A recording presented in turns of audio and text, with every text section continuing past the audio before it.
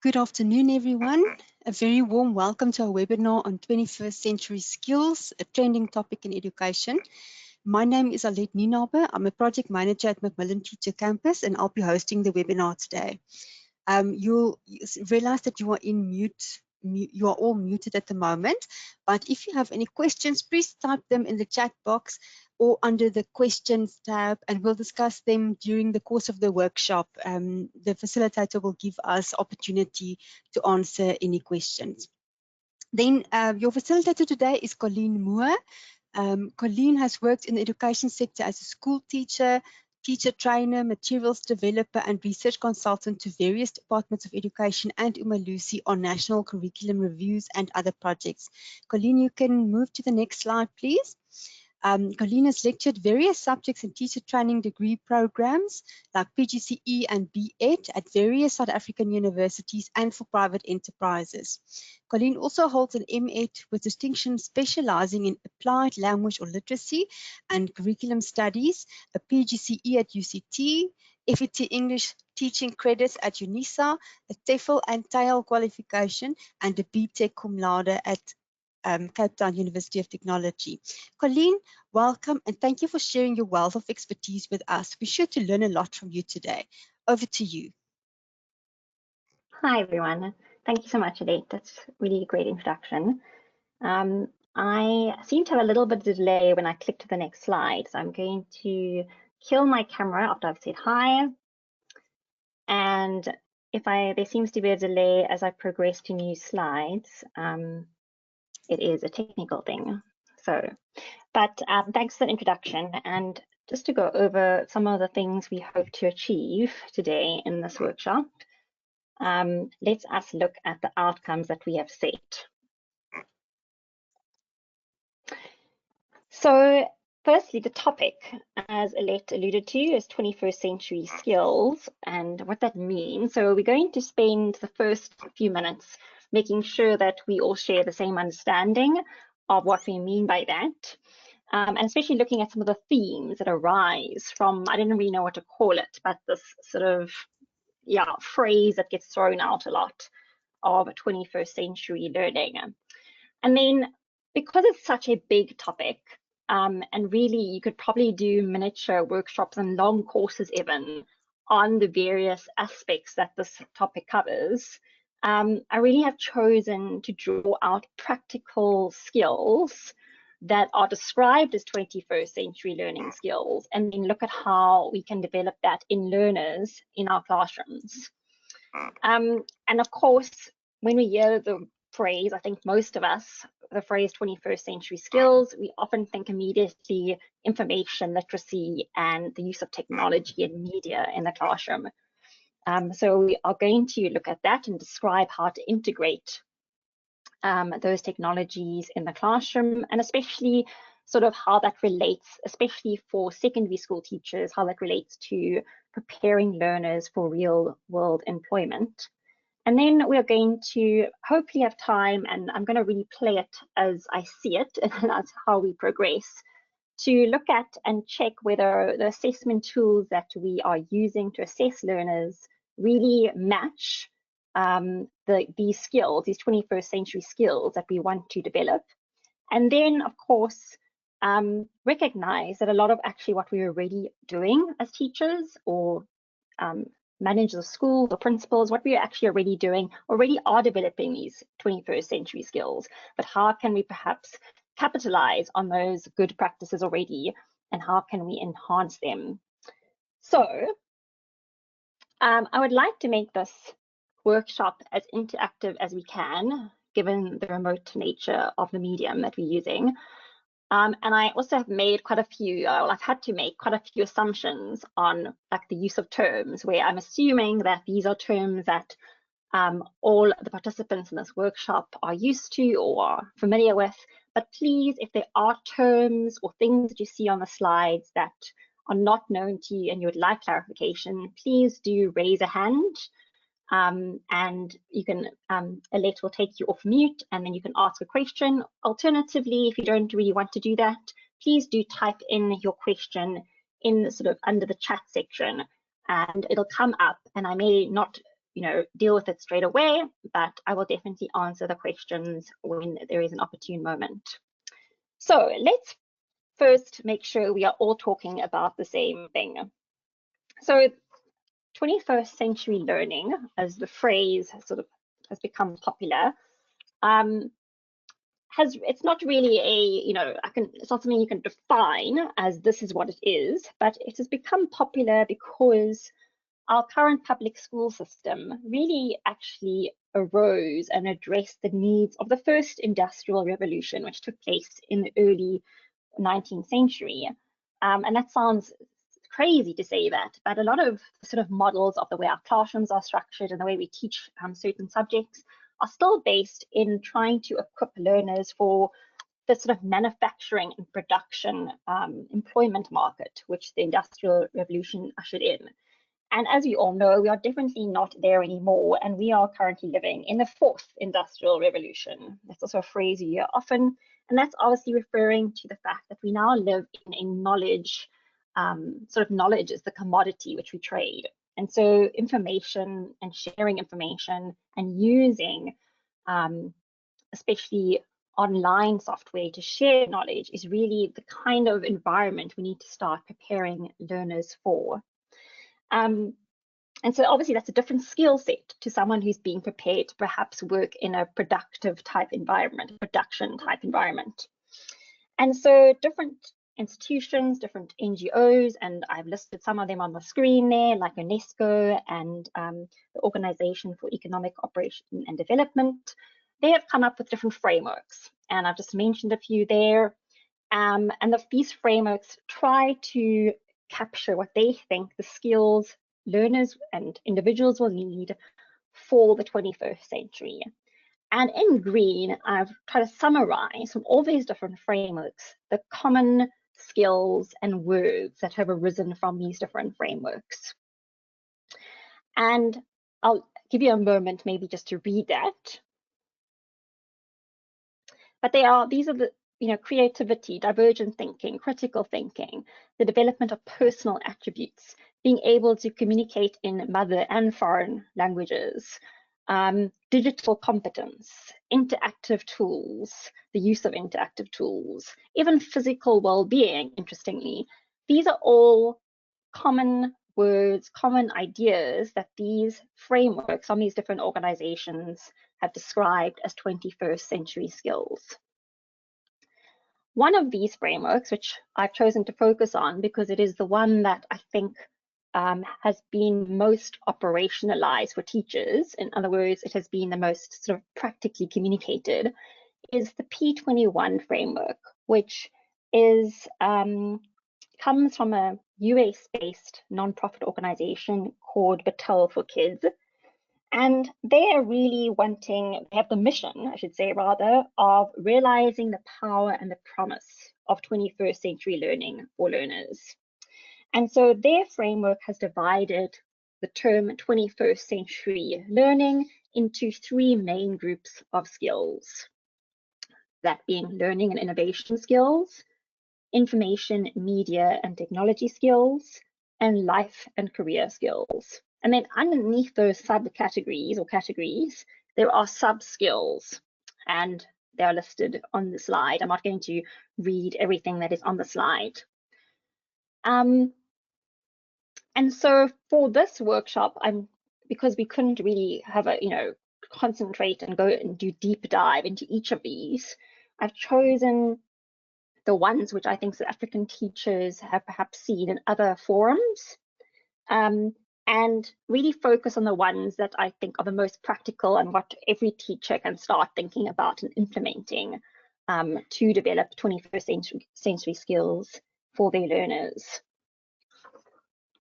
So the question, and hopefully I will at least trigger ideas or inspiration, is how do we develop these skills in our teaching practice?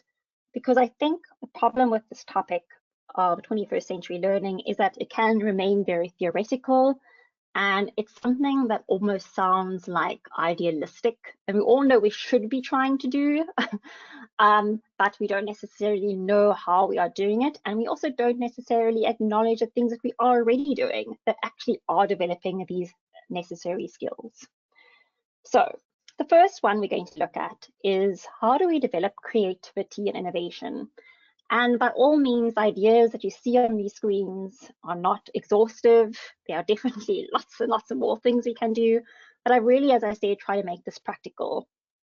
So firstly, let's just clarify what we mean by creativity and innovation, because once again, these words are thrown around a lot. And it's good to just make sure we have a shared understanding. So when I'm talking about creativity and innovation, I'm talking about learners' abilities to find new ways of addressing issues, solving problems, and seeing situations. So really what we find ourselves in is, for those of you who have partners, perhaps, or family members, or you yourselves have already been in corporate environments, that the business world and sort of the marketplace is very much made up of startup companies, and software has changed the way we work so quickly that people are being required to learn how to use not only just equipment differently and so fast, like this app, you must be able to use this. And not only do we have to use them, they actually are the products themselves. And so that kind of job environment requires people who are able to obviously problem solve and to come up with new products that are different from competitors. And so creativity and innovation are the bedrock for those type of workplace skills.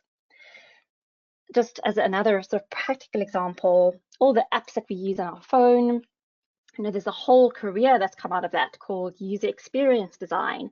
And people who are designing apps and web applications have to constantly be being creative and use an approach called design thinking, which is really what most companies use to come up with new ideas. So having said that, the first point in the slide is we need to start actually practicing those type of ideation techniques in our lessons, because that is what learners will be using in the workplace one day. We all know what brainstorming, I think, refers to, but there are different ways to do that. Getting learners in a lesson to practice blue sky thinking, for example. Blue sky thinking means there are no limits. So a question like, if you were to come to school today and sit in your desk, what do you think, if you could do anything today, what would it be? It's a question that allows learners to totally think broadly, laterally, however the way they want, and to almost not follow a strict, in other words, there are no right answers. So incorporating that in actual subjects and not just broadly is something to be done to encourage creativity and innovation. Another aspect which will feed into the other skills that we discuss is encouraging metacognition. In other words, metacognition is thinking about your thinking. We also see the word meta-language in the CAPS curriculum and the language curricula. And it refers to learners being aware of what language they are using. So metacognition, being aware of one's own thinking. And this develops creativity and innovation because you are forced to consider why you chose a certain approach. So let's just say a learner works in a group and they followed a particular way to complete a project, actually getting them to reflect on that and ask them, why did you as a group choose to do this? Why did you appoint so-and-so as the group leader? Why did this happen? Encourages metacognition, and that then forces people to consider alternative approaches, which then leads onto the next bullet, the third bullet, which is probably a good way to say this, is a inhibitor of innovation is getting stuck in the same way of thinking. And we're all guilty of that as human beings because we like comfort. So as a teacher, to develop creativity and innovation, we need to almost force learners to take on alternative perspectives. And some of the ideas, practical ideas where you can actually do that in different subjects, is giving them a task to do where they actually have to defend a position that is not their own. I know that's a very common practice in classroom debates, and that can be done in various subjects, but also even just in writing tasks, like getting a learner to write from the perspective of, you know, if you're learning history, I'm just trying to think of a good example top of my head. From an example, if you're dealing with the issue of slavery, as get them to write a diary entry from the slave owner and from the slave. And that's just an example of how no matter what subject you're in, you can actually practice getting learners to take on alternative perspectives. You can also get learners to actually do processes in the reverse. So you give them a set of instructions, and then to challenge them, you ask them to do it the other way around. And at first you may think, well, how, you know, what's the purpose of that? That just seems to waste time. But it's all about getting someone to really evaluate whether the way they always do things is in fact the best way to solve a problem. The other thing I just want to draw from sort of the last 3 bullets on the slide is that in order for creativity and innovation to develop in your learners, your classroom and your teaching practice has to be reflective of creativity and innovation. So in other words, you want your classroom to be an environment where they feel not only welcome, but they feel inspired. And that may be through how you've decorated your classroom. And I don't really like using the word decorate, because I don't think it's about aesthetics, more as it is about inspiring learning. So do you change classroom displays? Are there talking points, such as an article on the wall to discuss? Are there engaging items which get learners to ask questions? And then, of course, once you've created sort of points of engagement and points of speaking about interesting topics, then is your classroom a place where learners feel comfortable enough to make mistakes? So if you had to do an exercise like blue sky thinking, where you gave them a sort of a quite hypothetical situation and you encourage them to think wildly, do you think your learners would feel safe enough to give suggestions which may be a bit wacky and weird? Because one of the biggest stifling sort of things about stifles creativity is this fear of failure that human beings have. And so you want to make corrections and having to correct themselves normal, and that's actually what makes them learn. So as much as there can be these sort of activities that you can do to develop creativity and innovation, questions also should be, does the environment in your classroom inspire creativity and innovation? And I just added in the last point there about looking at ways in your teaching practice where you're not just talking and chalking on the board, but you're actually making your lessons places where you can experiment with the format of teaching and learning. So science lessons, have you set up stations for learners to move from station to station to go and explore? And it may not just be the science classroom, you can equally do that for a language lesson in which they have to move from station to station with certain visual cues and have to discuss whatever advertisement or text type, what's the word I'm looking for, the cue card or whatever that's been given at a station invokes. So those are lots of ideas that I've thrown out there. If there are any questions, please do raise a hand or put in the chat. I'm just, because I realize as I say, these slides are full and they're full of ideas and I'm assuming a lot.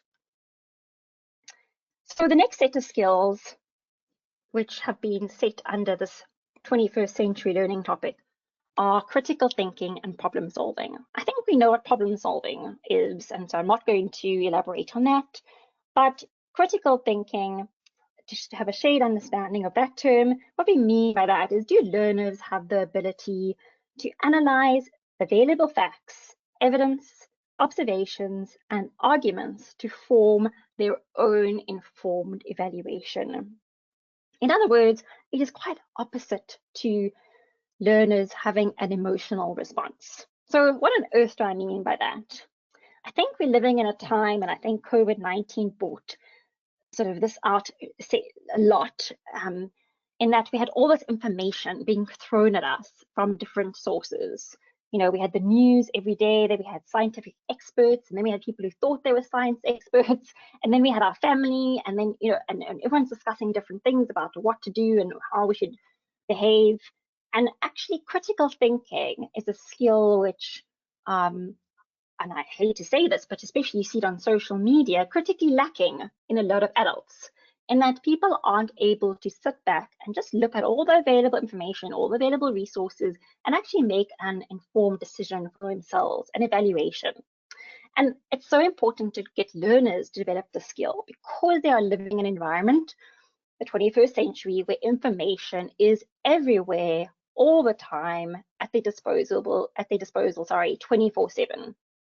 They're constantly having to evaluate posts from people from Twitter, their Facebook friends' comments, if they're allowed on Facebook, things that they read at school, things that they read online in newspaper, websites, etc., etc. So getting learners to develop the skills to actually critically think and evaluate information is exceptionally important. How do we develop the skill? That's what we wanted to know. Some ideas. We need to get learners to use inductive and deductive reasoning skills.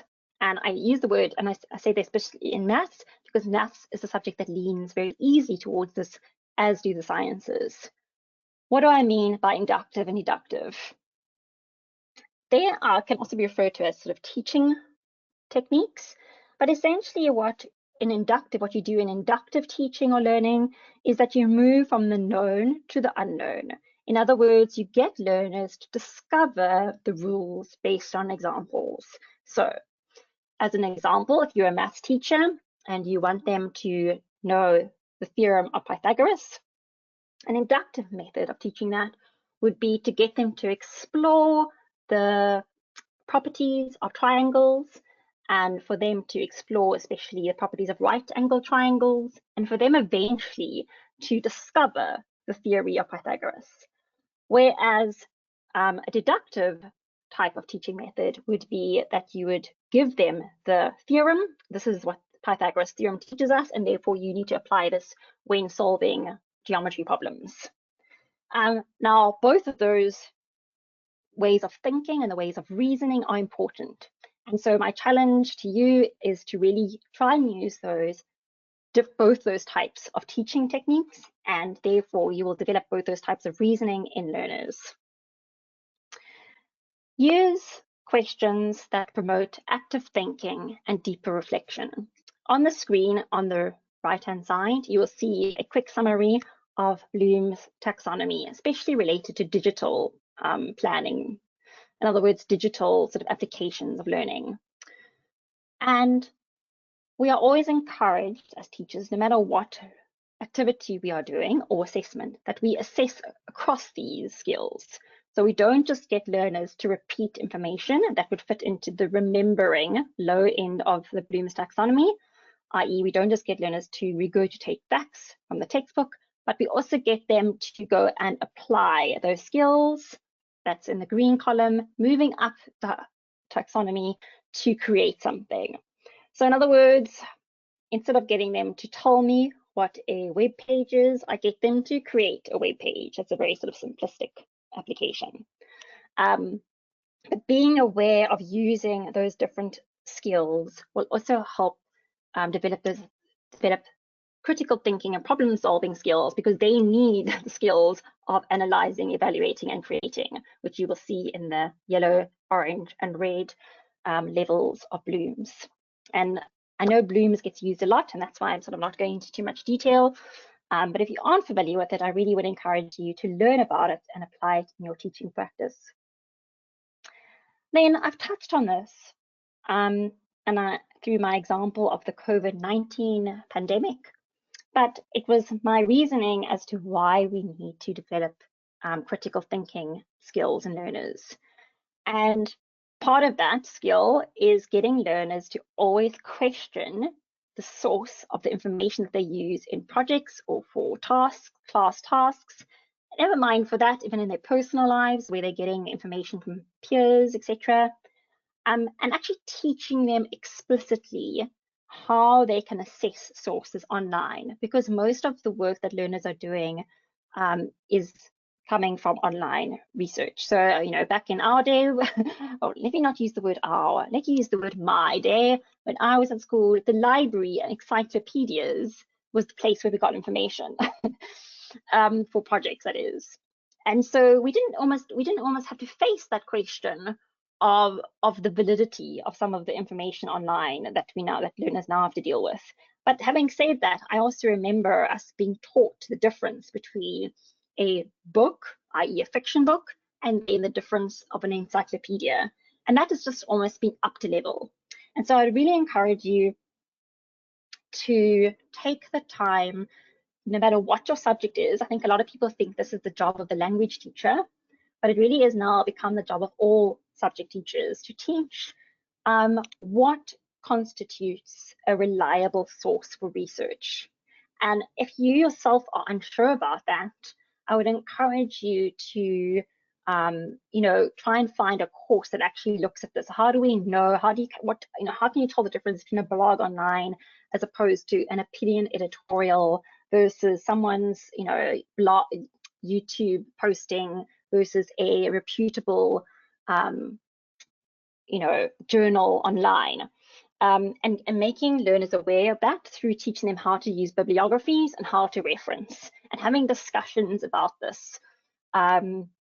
Because as you could see by the last point on the slide, getting learners to understand the agendas behind writings and why certain things are written and what possibly could be the reason for the writer's communication is vital to getting them to think critically.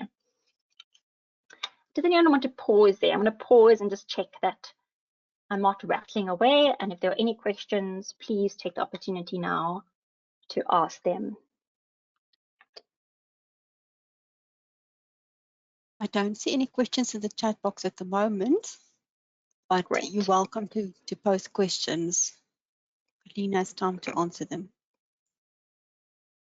Thanks, Annette.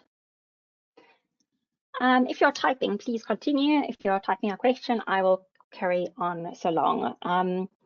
The next group of skills, sub-skills that were sort of arising from those different 21st century learning frameworks were communication skills. And over in those different frameworks that I mentioned, there is an expectation that the 21st century worker in the workplace has advanced communication skills.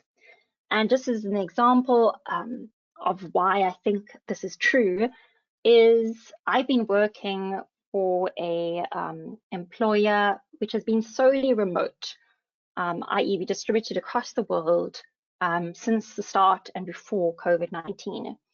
And the company never intends to become a geographically located company, i.e. no office.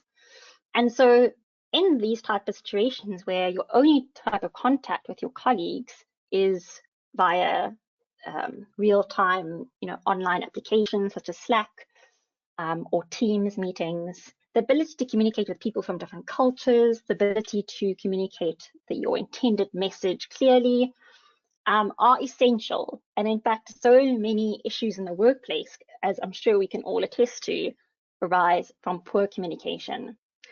I'm not going to spend too much time talking about this because I think I have to be honest, as much as we can criticize CAPS for many things, the one thing that I think the language curricula do quite well is actually being very explicit about the fact that there are many different types of communication skills that we need to develop in learners. And some of the outcomes and expectations of CAPS actually develop these communication skills very well. So, some ideas that I've written here, like teaching different text types explicitly, and what is suitable and what is unsuitable for different discourses is in the CAPS. In other words, teaching learners how to write a formal business letter to the school principal or to someone else versus how they can speak and write on a Twitter tweet or on a Facebook post or in a WhatsApp message. Actually teaching them, what the type of language they can use in those different discourses is very important. And although the CAPS curricula don't necessarily give you ideas on necessarily the text types, the online ones especially, because we've moved so rapidly into a new space of how we're communicating, it definitely does make this explicit. And then the interesting word that I picked up from the frameworks, the ones I mentioned at the beginning of this workshop, is this: there is more and more the understanding that we'll be working with people from different cultures and from different countries, and therefore who speak different languages. And so we are very lucky in South Africa, where we are almost quite accustomed to that. I think in no South African classroom is there just one language. We have a mixture of the different languages. And for those of you who are able to and are comfortable, allowing learners to code switch between their languages. For example, if learners are able to speak both Zulu and English, or both Afrikaans and Zulu, Afrikaans and English, or whatever it may be, actually allowing learners to swap between languages is a good opportunity to develop communication skills. And the reason I say that is because, firstly, research supports this, but when you're wanting learners to develop good communication skills, not necessarily fluency or accuracy in one language, it is better to allow them to express themselves in whatever is most comfortable to them. And I think unfortunately, we have in South Africa made the mistake of thinking that we must, if we're teaching Zulu, we must stick in that language, we mustn't allow learners to swap into English, or likewise, vice versa. And that's just not true. If you have a lesson where you are trying to teach accuracy and fluency in a particular language, then of course you wouldn't. But if you want to develop learners' ability to speak to different people, to express their ideas confidently, to disagree with people in a constructive way, then allowing them to swap between languages, even if it gets a bit messy, is fine. And then finally, the last thing I want to draw on this slide is the fact that often, like I'm doing now, quite honestly, the fastest way to get information transmitted is one person speaks and everyone else listens. And that's why we have the lecture format when you go to university, and the lecture talking to 300 students. And that's why I'm talking for the most time in this workshop, and participants are listening. But in a classroom, we have, okay, I shouldn't say we have enough time because it never feels like we do, but what we actually need to be doing is developing all types of communication. So we need learners to get to talk to each other, learner to learner. We need to give them opportunities where they get to speak to someone in authority, or to public groups, such as in assemblies or classes, and to the teacher or to the principal. All those different types of interactions develop different types of communication skills and the confidence in those scenarios. So imagine a learner in grade 12 who is leaving to their first job interview. You don't want their interview to be the first time they face a panel discussion and they've got now 5 executives looking at them, asking them questions.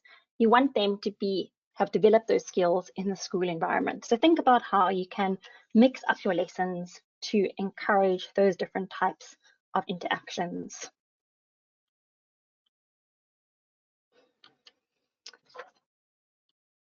The last sort of skill, I'm just trying to get to the next slide, that I'm going to look at practical ideas to develop are collaboration skills.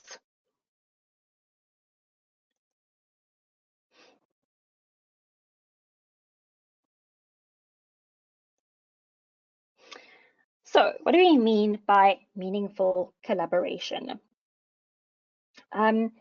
I think this term has been used, and historically badly so, from some of our curriculum changes in South African education, where we thought that group work was the answer to everything, and that if we had group work, we were teaching collaboration.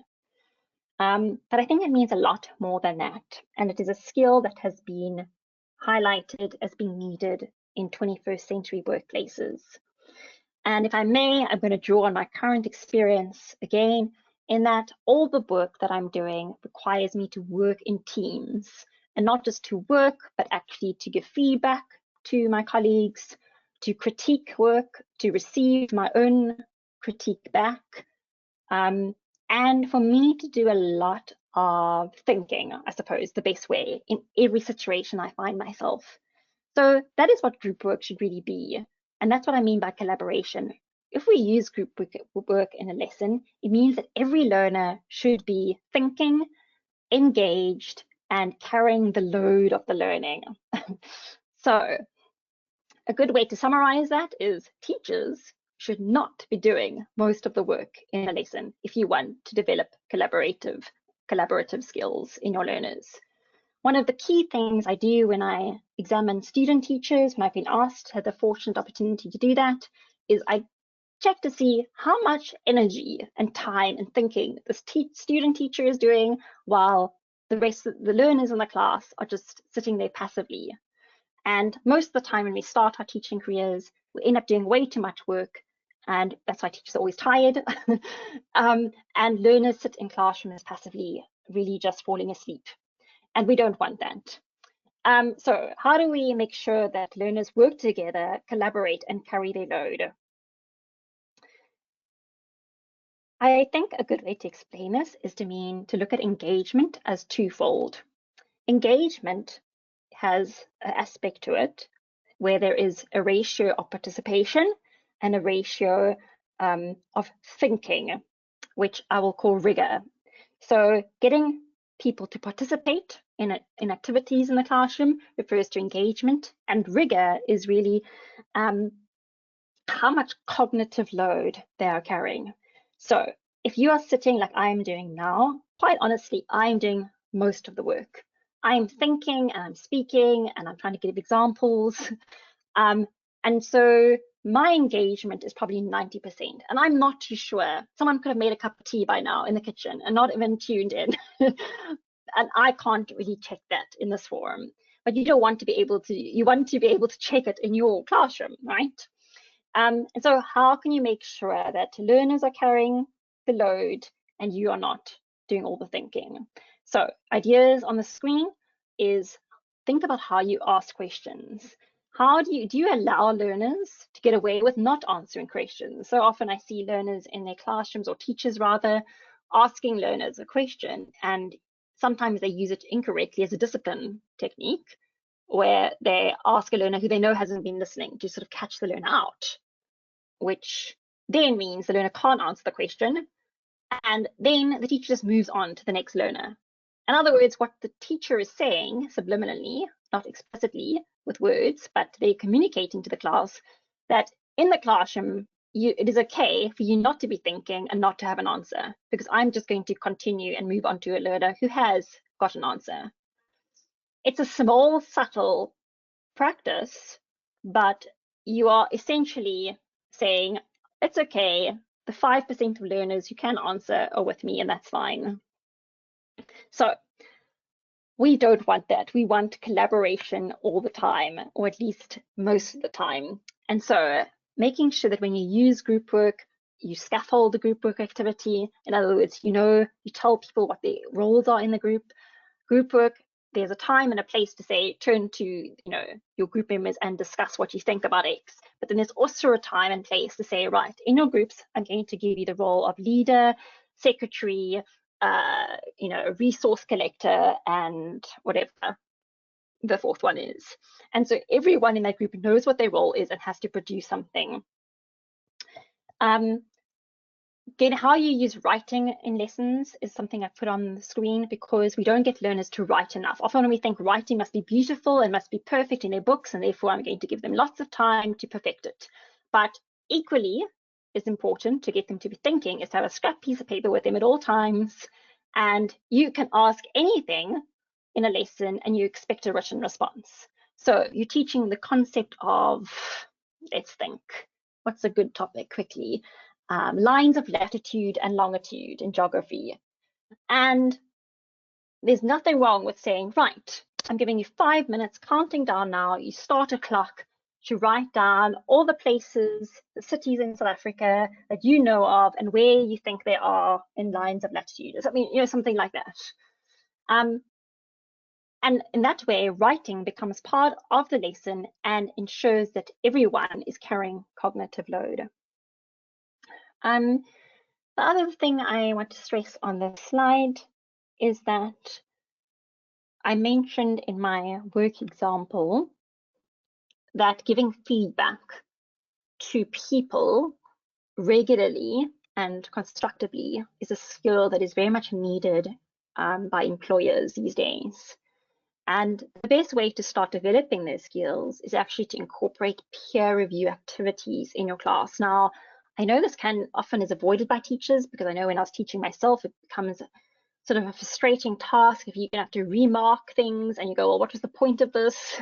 But remember, with the frames, sorry, the lenses through which we are looking through in this workshop, we are looking at how to develop the 21st century skills. So even though maybe the task that you've given the learners is to achieve a certain outcome in a specific subject, if you turn it into an activity where they have to swap work, where they can give feedback to each other on their work, and they have to offer an informed opinion about a piece of work, you're getting them to not only critically think, but you're getting them used to giving and receiving feedback. And there are ways to do that. You can give them templates. You actually help them do it. Because otherwise, as we know, learners will either go one way where they are exceptionally rude, or on purpose, making sure that the person only gets praise. So just teaching how to give feedback and receiving feedback is a lesson in itself. And I would encourage you to look for opportunities where you can use that in your teaching and learning. And then something that I put lastly on that screen, and I think it comes up a bit later if I look at my notes, is that interestingly, which I actually just saw, I think last week, is that we are bringing back creative arts more aggressively in our curricula again at a department level. And it's very interesting because we've gone full circle, as we all know. We've gone in circles with curriculum changes. But people are starting to realize the value of what music, dance, drama, art, visual art does for all subjects, and especially with 21st century skills, because learning how to role play and improvise forces someone to take on a different viewpoint, and in a fun way. So when they take on a character in a role play, they actually get to see some, things from a different perspective. Having to, create a collage or create a word map from data, for example, is a creative visual arts application in another subject.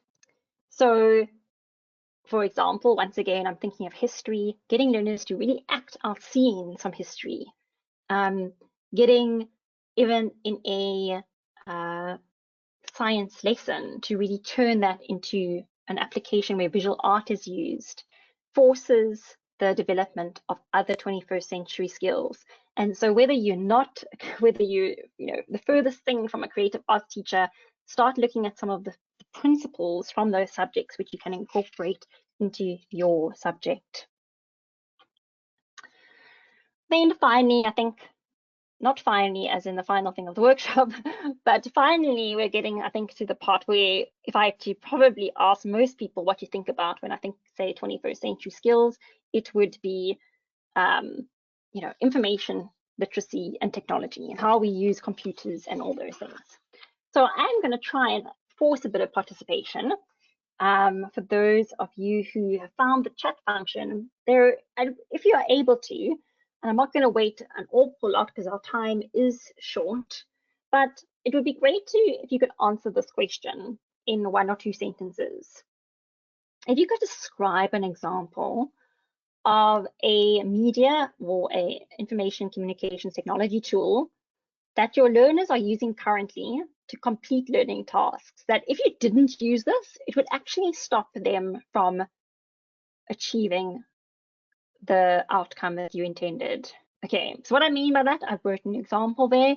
If you had to say, for example, my grade 3 learners are currently using a maths software application called CamiMaths, or whatever, I said X there because different schools use different things. They use this to explore the dimensions of 3D shapes, which helps them develop their sense of space and shape meaningfully, rather than looking at 3D shapes in a 2-dimensional format.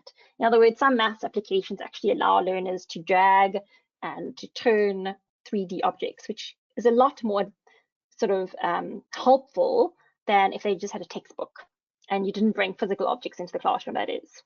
So could you perhaps take a time to put in the chat an answer to this. And I know it may be a bit hard to think of a practical example, but I would really like you to think about what tool really helps you achieve outcomes in your classroom that is a type of media or type of ICT tool.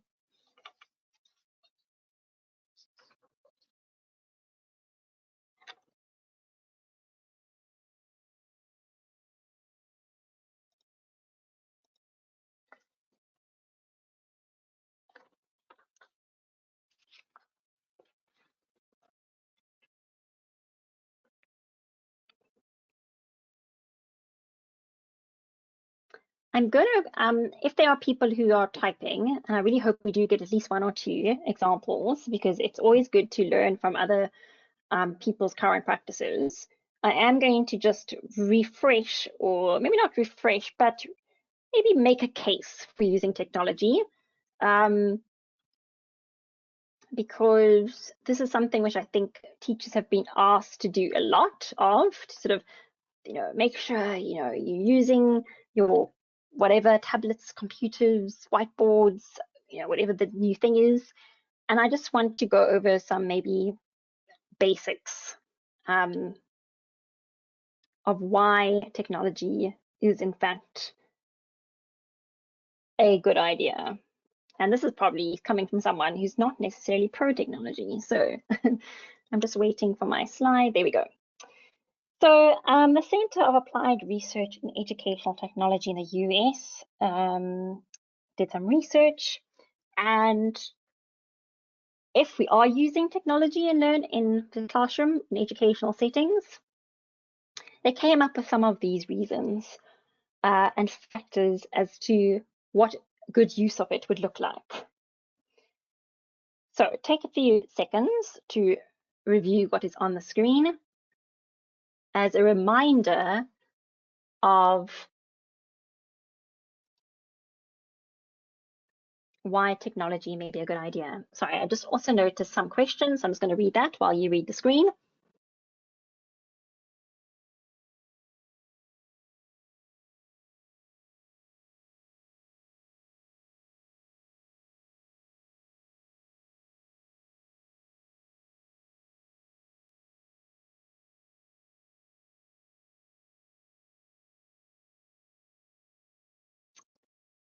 So I saw some questions which I don't want to leave for too long because I think they're good points.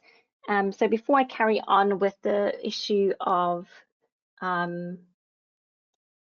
why technology may be a good idea, let's address some of the questions that have come through. So one of the questions from a TK Mokelche is, what if the medium of language for a particular institution is too rigid or compulsory? And I think that's a very good question, because I think many teachers find themselves in that situation. But I think in a particular classroom, as long as a teacher you are clear on what the outcomes of your lesson are, and you can substantiate the reasons for why you allowed learners to code switch or to speak in a certain way, then I would like to think that leaders of a school would be open to that. In other words, if you can clearly state that for the purposes of this lesson, you are wanting learners to express an alternative opinion to what they currently hold, and in order to do that, they need to be able to speak fluently and confidently, and therefore you allow code switching for this particular lesson, that should very much go down well with, with school management. However, if that is exceptionally problematic, I would think it's something to discuss at HOD meetings or at staff meetings where these things can actually be hashed out. Cherise question, I saw your comment about Scratch and about teaching software, and I think that's a very good point. I actually am familiar with Scratch in a weird way. And I think there are certain skills, depending on what age of learners you're teaching, and once again, it comes to, the outcomes of a lesson. Yes, certain types of software packages and software applications can actually limit creativity and innovation. I think it's a very good point. I think it's all about, once again, what you're trying to achieve.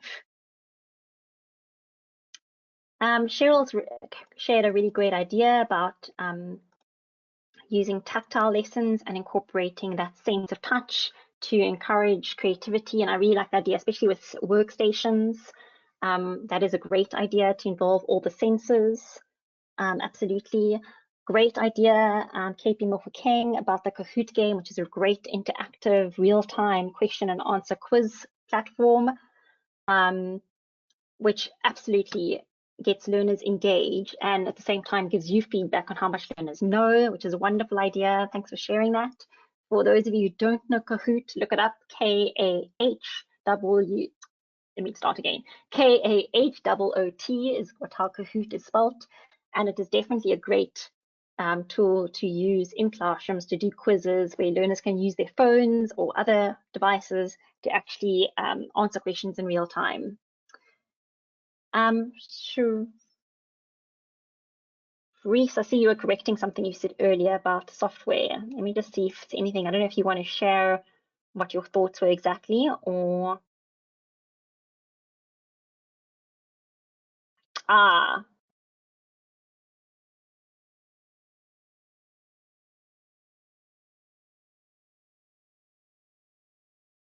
I see what you're saying. I'm with you now.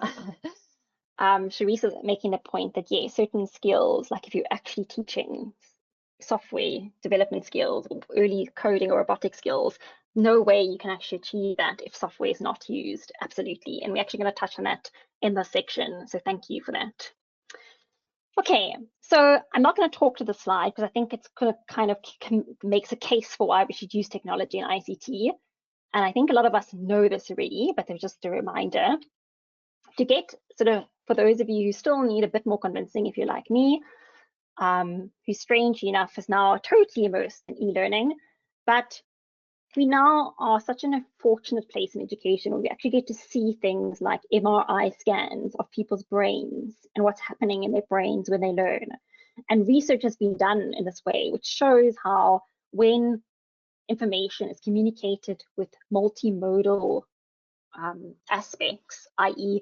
visuals, movement, and words in different modes, how that actually helps the central cognitive process of our brains to remember information. So if you are at all sort of still skeptical, which you should be, about incorporating tech in the classroom, know that there is actually a sound basis for how certain modes like presentations, like interactive applications actually increase the development of basic skills, and their stats up on the screen. And I'm not going to say those out loud because the stats aren't what are important, but just to say that there is evidence that learning on interactive apps and using these amazing tools that we now have at our disposal actually does assist the process of remembering, recalling, and using information, which is obviously the basics of teaching and learning. So getting back to Sharice's point, and she's made it for me actually, so thank you. That is, how do we use technology meaningfully? Because what we don't want is people to pretend that just because I put a PowerPoint presentation, or just because I have learners using tablets, or just because I use G Classroom, I'm suddenly a teacher who's using technology well. We know that that is not the case. So it comes back to what I said earlier to Sharice as well. It's what are the outcomes of your lessons?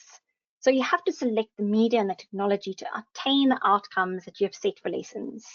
In other words, getting learners, as an example, to create a simple website to market their economic and management sciences product, or getting them to actually create an online survey using SurveyMonkey to do product research. And that's all something that is free and able to, learners to be used on phones or simple devices. It's not something you have to invest in technology from a school perspective. They're actually attaining the outcomes of the curriculum by using technology. And I've said the technology really mostly, for the most part, helps and affects the how of learning rather than the what. So you should know as a teacher the difference between when you're using tools to make your own teaching better versus equipping learners with specific skills. So to go back to our previous examples, if I as a teacher choose, like I'm now doing, using a PowerPoint to present information, that really isn't developing a skill in the learners. It's just me enhancing maybe transmission of knowledge. But if I had to get the learners, like Cherie said, to actually use a particular software application to learn the basics of coding, they are developing the skill to use whatever, Python, R, coding languages to write apps. And I think that is where we need to be clear. And there are some skills that don't need technology, but they are enhanced by technology. And there are some skills, like Cherie's pointed out, that without the technology, you actually aren't developing the skills at all. So having that difference and knowing your outcomes of every single activity that you choose to do in your classroom is how we meaningfully use technology and information literacy skills. I've mentioned this before, so I'm not going to say it too much again, especially looking at our time. But once again, we used to call it old library skills, when I was at school. But teaching learners how to reference, how to use resources from these online sources is part of developing information literacy skills. And that is essential to all the others: critical thinking, collaboration, innovation, etc., etc. The last point, well, kind of last, and I'm not going to spend time on this, but maybe it's more of a case I'm going to move this into our reflection session, is checking that we are assessing 21st century skills appropriately. So, as I said at the start, we could do a whole workshop on assessment, and indeed there are books written about it. So it's very hard to cover, sort of what is good assessment. But the main takeaway I would like to highlight from this section is that what the skill, let me start that sentence again, the skill that you're hoping to develop in students must be assessed in the same way. In other words, if in the curriculum it states that learners must demonstrate a practical skill, they must demonstrate the ability to create a web application using Python. They then need, when you assess them, you can't use a test and do a multiple choice test where they have to answer multiple choice questions on what is Python? Tell us the history of Python. When do you use Python to create code, or JavaScript, or whatever it is? They actually need to demonstrate it. They actually need to go and develop a small app using Python or Java. And it sounds so simple, and we know this, but it's surprising how we don't assess that way. We get learners to write tests and exams on skills which actually require them to do practical demonstrations. And so making sure that our assessment tools and tasks are always reliable, valid, and transparent. And I'm not going to go into what those three things mean, because I think that is covered in assessment workshops, but checking that our assessment isn't about the skill, more as it actually is evaluating the actual skill that learners need to be showing, is very important. I will just sort of skim over this part again, because once again, I've used words such as formative and summative assessment, and knowing the place for those types of assessment. And I'm assuming that most of us are familiar with those terms. And rubrics, and knowing how to create different types of rubrics, such as analytical and holistic rubrics, which are two examples I have on the screen there, sort of very basic ones, old ones, are all rubrics are very helpful in assessing 21st century skills, because they allow us to evaluate practical, practical and demonstrable skills and outcomes. And they allow teachers to express opinion and evaluation in a very constructive way, trying to avoid bias. So asking yourself, how would I evaluate a learner's ability to collaborate? I mean, how would you do that? You would actually have to watch them in group work and then give them a rating on their collaboration skills, their communication skills with their peers. How would you evaluate a learner's tolerance of others and their self-awareness? You would need, again, a rubric to able to assess a observation of their behavior. How would you discern their ability to use credible sources? You would have to evaluate their bibliographies and how they wrote a research report. So checking to see if those skills that we say we are developing are actually being assessed properly is key. So finally, I think to wrap up the workshop, I see we have 1 minute left, and I know I don't want to run over time, and I'm already in that dangerous zone where I've got so much to say and not enough time to say it in. I think I'm just going to end off with these questions, and I'm not going to necessarily wait for people to type their answers in the questions or chat function, but because I know we have good teachers in South Africa who have excellent practices already and really want their learners to develop the best skills to give them the best opportunities in life, you already are using practices in your classroom that are developing these skills. I mean, just from the questions and comments that have come through, that is clearly the case. And so I would like you to reflect on something that you are doing in your classroom that, having now acknowledged these 21st century skills, what have you done already to develop these? And then from this workshop, what can you do to enhance what you're already doing? And ways to check that, I was going to give you an opportunity to answer, but because of time, I'm not going to do that. Just maybe take a few moments, even after we've wrapped up this afternoon, to answer and reflect on these questions for yourself. You know, is my classroom environment and lesson planning conducive for learners to make errors so that they feel that they are encouraged to be creative and innovative? How can I improve my tools for assessment? And am I choosing assessments based on what's easiest for me to mark, which I know we do, rather than what actually encourages inquiry and exploration? Do I help learners make connections between what they are doing today in my subject with what they are going to experience in the world outside?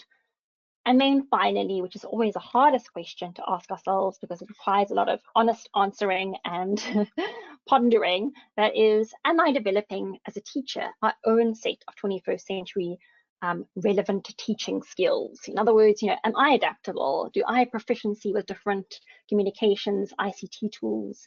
How comfortable am I working online? I think COVID accelerated this immensely. I mean, just from the fact of the current format of how we are talking and teaching in this workshop tells us that. But, you know, looking at the other 21st century skills and evaluating ourselves on some of the issues and, you know, skills that I've mentioned that we should be developing our learners, just pausing to ask how we are doing on that front is also very important. So that is it from me. If there are any questions, answers, I realize I'm 2 minutes over time, so apologies for that. But if there are any other questions or comments that you would like to make, please feel free to stick around or ask them now. Otherwise, I'll hand over to Alette. Thank you so much for your time today. Thank you, Colleen, for this very insightful and relevant webinar. You are welcome to post your questions or stay behind if you have questions that you want to ask Colleen. Then we will send you the notes of the handouts afterwards, and you'll also receive an electronic certificate. If you don't mind, I'm typing a link to a feedback form in the if you would like to give us feedback on this webinar. Okay, so I'm going to end the session officially, but we will allow questions for those who would like to stay behind.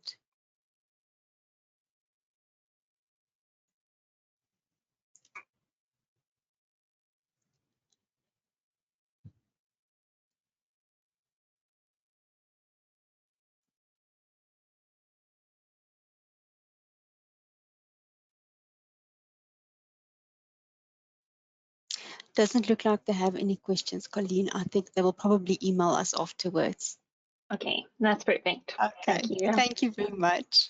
Okay, thank you. Take care. You're welcome. Bye. Bye.